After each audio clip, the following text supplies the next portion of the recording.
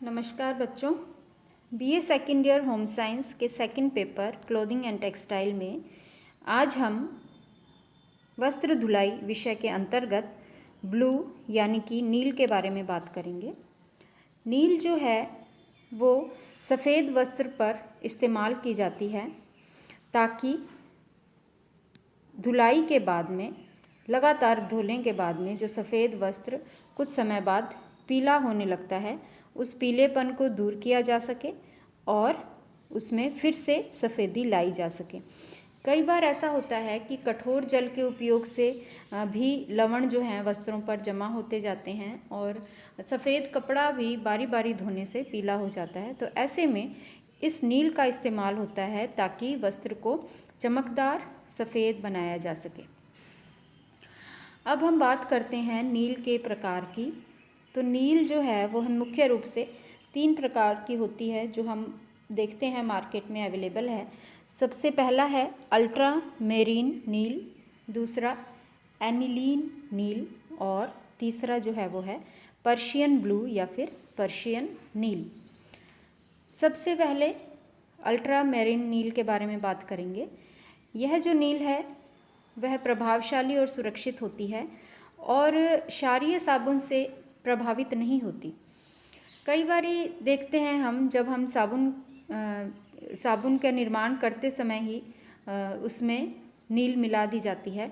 तो जो ये वाली नील है अल्ट्रा मेरीन नील कुछ साबुन में पहले से ही मिली हुई होती है ताकि धुलाई के वक्त यह नील वस्त्र पर लग जाए।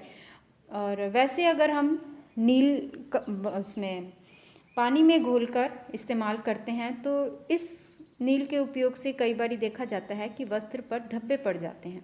तो इस संभावना को दूर करने के लिए नील का उपयोग जो है वो अंतिम धुलाई से पहले किया जाता है। पानी में घुलनशील होती है इसलिए इसको अच्छे से पानी में घोलकर और फिर इसका उपयोग किया जा सकता है। दूसरी हम बात करेंगे एनिलीन नील की। एनिलीन नील जो है वो भी घुलनशील होती है और इसके बहुत से शेड्स मिलते हैं, यानी नीले रंग में ही अलग अलग रंग, गहरा, हल्का, जामुनी, इस तरह का होता है। तो इसका तैयार करना आसान है और यह वस्त्र पर एक बराबर यानी समरूपता में चढ़ता है और इसमें इसको समरूपता को नियंत्रण रखा जाता है। नील नीचे जमा नहीं होती यानी कि पानी में पूरी तरह से घुल जाती है, इसलिए बड़े पैमाने पर इसका उपयोग किया जाता है। सर्वाधिक घुलनशील होने के कारण इस नील को यानी कि एनिलीन नील का उपयोग अधिक होता है और इसका जो सबसे ज़्यादा प्रचलित शेड है वो पर्पल ब्लू है और क्योंकि ये ज़्यादा अधिक सफ़ेदी देता है और वस्त्रों पर शीघ्रता से लग भी जाता है।